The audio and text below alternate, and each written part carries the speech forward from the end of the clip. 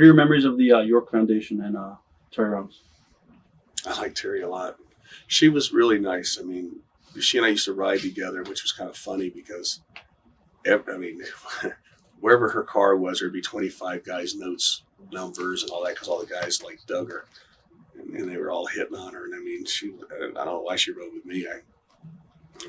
Safe, I guess, but she was nice, and we worked together. And I was telling them earlier, they give me the Michael Wall Street gimmick on the computer. She says Michael Wall Street will beat Terry Taylor in 6 minutes and 12 seconds with the stock market crash.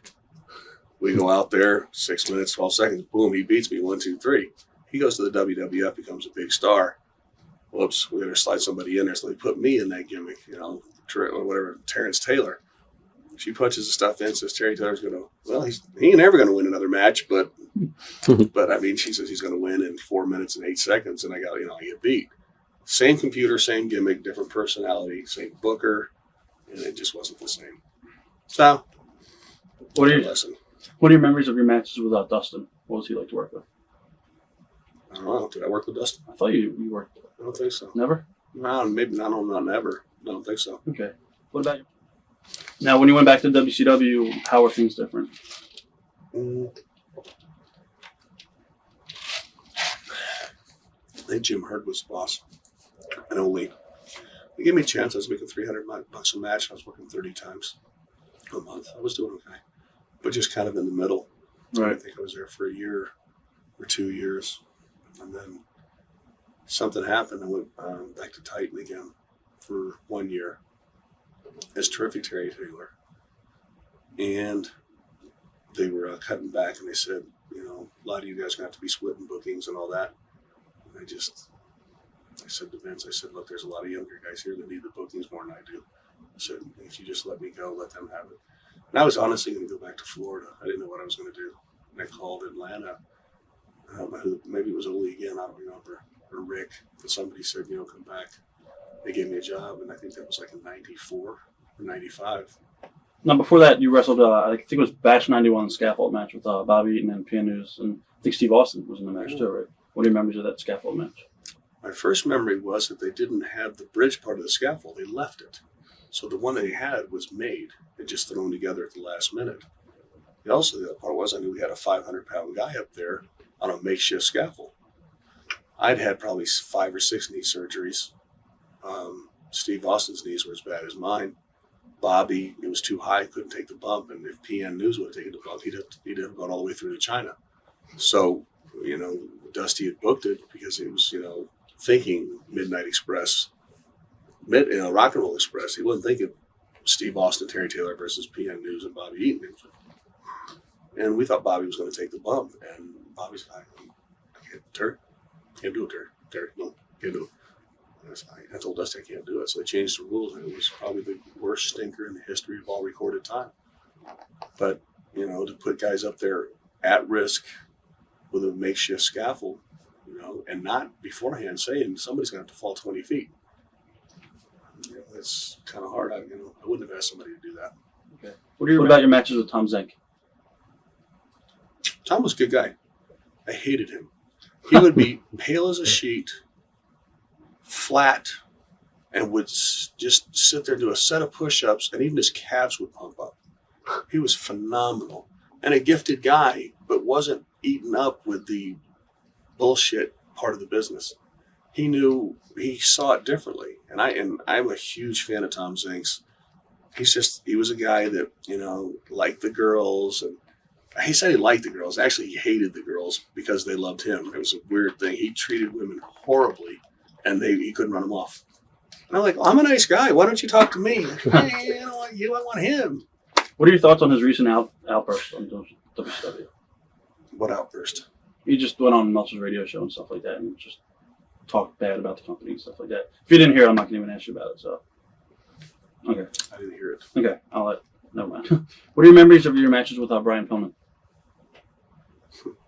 I like Brian a lot. Brian, back then, Brian was just a guy who said, "Oh my God, I've been labeled Flying Brian, and I'm hurt. I'm little, and I could fly. I just can't land." All right. And he says, will you teach me how to do stuff where I don't have to do all that? I said, sure. And I worked with him a lot. And he had a match one time with Johnny B. Bad, and it was like a 30-minute Broadway or something. And he said, will you help us with that? And I said, yeah. It was like my first agent's job. I was still wrestling. But we worked the psychology out because Brian Pillman and Mark Marrow, Johnny B. Bad, thought that they were being set up to fail. And then they stole the show. It was a really good match. Not because of me, but, because of them. Right. Now, you also teamed with Greg Valentine, I believe, right? Yeah. For a little bit. What are your matches, or actually, what are your memories of your matches with Freebirds? Because you worked with them again, I believe. Yeah, but it wasn't the same. Right. I mean, the Freebirds back, It was this time Jimmy Garvin, right? Yeah, Jimmy's fun. He's easy. He Jimmy was great. I mean, can I tell Jimmy Garvin's story? Yeah, definitely. We were in Louisiana, Galliano, in New Orleans, south of New Orleans in Galliano on a Sunday afternoon. And this is not a knock on anybody from down there, but from the time they get off work, we were there Sunday afternoon. From the time they get off work Friday afternoon, they start drinking. All day Saturday. Half the day all night Saturday. The Sunday, they're still drunk. Right. We were in a building that held about 4,000 people with no seats, and there was no cops. And I was the good guy, and Jimmy was the bad guy, and this crowd was like a biker group, but there was thousands of them. There was no railings, and Jimmy wouldn't come to the ring. He was supposed to win. He goes, I'm not winning. I'm not getting any heat. You're going to beat me with your finish, and we're going to get out of here. Okay, fine. I don't want anybody to get. Right. We go to the ring. For as long as they wanted, he just got beat up, and they were still trying to get in the ring to beat him up because he just had that personality. Right. It's time to we get done. We get ready to leave. His wife is walking back with him. Pat? Huh? Who? Precious, Patty? Precious, yeah. She starts getting the hell beat out of her. He keeps going. And a couple of guys are going, your wife's getting murdered. He goes, there's no reason for both of us to get beat up. And it just kept going. I love him. He was funny. And he meant it too. He just kept going. She fought her way out, and the cops, I guess a couple of security people got her free, and she knew better than to yell at him because she knew he was going to do it. What are your memories of your match with DDP? I believe it was at Super Brawl. I had a good match with Paige. I guess, my wife tells me all the time that I was a good wrestler, and I studied it, and I loved it.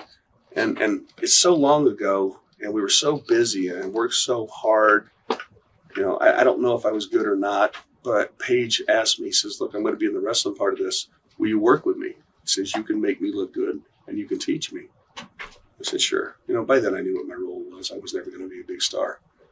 And he was, he's a good student. And he listened. And I thought we had a good match. Some of the stuff I did in there, I stole from that Hase Muda tape that I think somebody had sent me. But, Paige was trying to figure out who Paige was back then. He was kind of like throwing gimmicks up against the wall to see what would stick. Because when he came out with a girl, he had a fur coat, glasses, cigar, hat, rings, tie, He was trying to figure out who he was. But he was a hardworking guy that, started late in life, and, the guy succeeded. I mean, he did a lot better than I ever did. So. Watch thousands of exclusive shoot interviews right now on TitleMatchNetwork.com.